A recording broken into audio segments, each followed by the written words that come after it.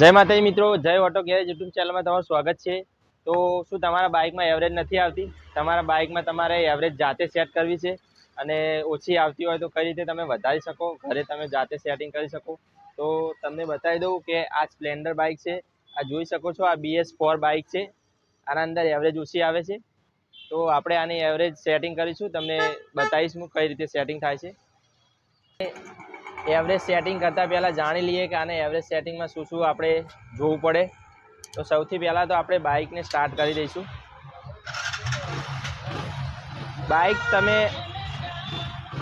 Bike start કરો, અવાજ બધા બાઇક સ્ટાર્ટ કરો એટલે બાઇકનું તમે એવરેજ ના આવતી હોય તમને ખબર પડી શકે છે। આનું જે સાયલેન્સર આવે છે એમાં બ્લેક સ્મોક કાઢે, બ્લેક ધુમાડા, કાળા ધુમાડા કાઢે તો સમજી લો કે પેટ્રોલ વધારે ખાય છે।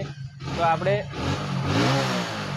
આ રીતે જોઈ લેવાનું, તમારે રેસ કરીને સાયલેન્સરમાં વ્હાઇટ ધુમાડા કાઢતું હોય તો ઓઇલ ખાતું હોય અને કાળા કાઢતું હોય તો પેટ્રોલ વધારે ખાય।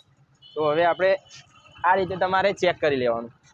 પછી તમે બાઇકને બાઇક છે આપણું ચાલુ કરીને 5 મિનિટ જેટલું એને ગરમ થવા દેવાનું છે, જેથી કરીને ગરમ થાય બાઇક એટલે એનું એવરેજનું સેટિંગ, જે કાર્બેટર કમ્પ્લીટ થઈ જાય, અંદર ગરમી પકડી લે, પછી એને સેટિંગ કરો તો શું સેટિંગ પ્રોપર થાય।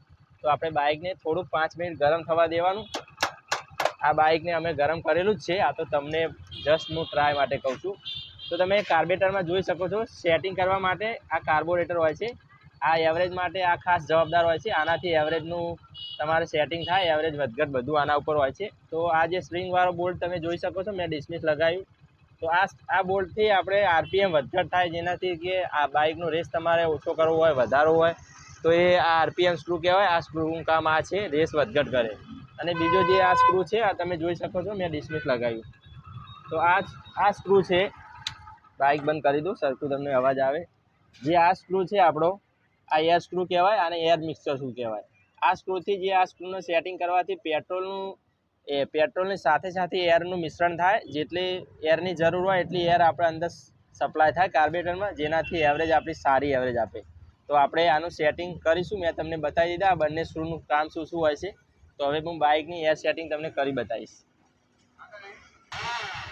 તો તમારે બાઇક ચાલુ કરી અને એવરેજ સેટિંગ કરવા માટે સૌથી પહેલાં તો આ RPMનો સ્ક્રૂ છે, એનાથી રેસ વધારી દેવાનો છે। તમે જોઈ શકો છો રેસ વધ્યો। રેસ વધ્યા પછી આપણે જે આ એર સ્ક્રૂ છે આને બંધ કરી લેવાનો, પૂરો બંધ કરી લેશું। આ સ્ક્રૂ બંધ કર્યો, ભલે બાઇક બંધ થઈ જાય તો ફરીથી ચાલુ કરી લઈશું બાઇકને। પછી આ સ્ક્રૂને આપણે ધીમે ધીમે ખોલવાનો છે, એકદમ ધીરે ધીરે ખોલવાનો, વધારે ઉતાવળ નહીં કરવાની। જ્યાં એને મહેસૂસ થાય ત્યાં એ પ્રમાણે એને કાર્બેટરને રેસ એડજસ્ટ થવા દેવાનો, ધીમે ધીમે ખોલવાનું। તમે જોઈ શકો છો હું ધીમે ધીમે ખોલું છું આ સ્ક્રૂને।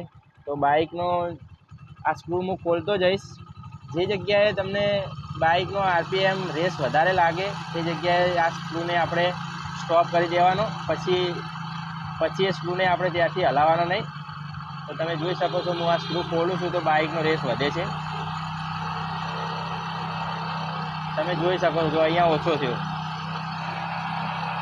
તો આપણે આના જે સ્ક્રૂ જે જગ્યાએ રેસ વધારે લાગે એ જગ્યાએ રાખીશું। તો આપણે આનો રેસ આ જગ્યાએ કમ્પ્લીટ લાગે છે, સેટિંગ અહીંયા બરાબર આવે છે। તો આનું સેટિંગ થયા પછી આપણે RPMનો સ્ક્રૂ રેસ આપણો વધારો હોય તો રેસ બરાબર કરી લેવાનો। રેસ એટલો રાખવાનો કે બાઇક બંધ ના થવું પડે અને રેસ વધારે પણ ના રહેવો પડે, આ બંને જોઈ લેવાનું તમારે।